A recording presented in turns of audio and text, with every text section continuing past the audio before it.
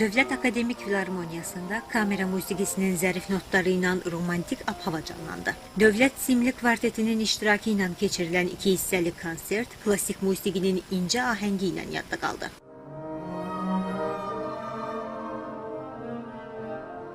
Konsertin birinci hissəsində xalq artisti Murad Gözəlzadə görkəmli Alman bəstəkarı Robert Schumannın əsərini yüksək peşəkarlıq və dərin emosional ifadə ilə təqdim etdi.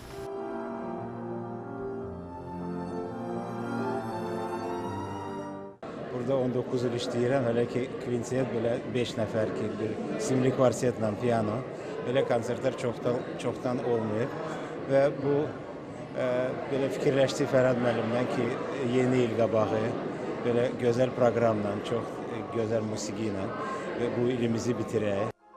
Romantik dövr musiqisinin ən parlaq və təsirli nümunələrindən biri sayılan 4 hissəli piano kvinteti, sevginin mərhələlərini incə lirika, daxili qarşıdurma və sonda əldə olunan harmoniya vasitəsilə ifadə edir. Piano ilə simli alətlərin ahəngdar dialoqunu əks etdirən konsertdə administrasiyanın humanitar siyasət, diaspor, multikulturalizm və dini məsələlər şöbəsinin müdiri Fərah Əliyeva və xalq artisti Polad Bülbüloğlu da iştirak etdi.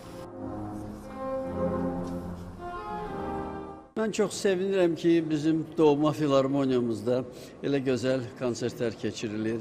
Sırf belə klassik kamera konsertidir və bizim görkəmli pianoçumuz Fərhad Bədəlbəyli gözəl proqramla bir də onun şagirdi olan, artıq özü müdir, bədii rəhbər olan Murad Gözəlzadə çox gözəl kvintet çaldılar.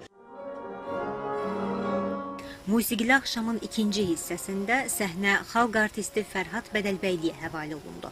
Johannes Brahms'ın zahiri sakitliyin kölgəsində gizlənən daxili mübarizəni əks etdirən piano kvinteti birinci hissədən fərqli olaraq romantik musiqiyə gərgin və düşüncəli bir xarakter bəxş etdi. Xalq artistinin ifasında klassik romantizm, ülvi məhəbbət, ağrı, ümid kimi mürəkkəb hisslər vasitəsilə ifadə olundu.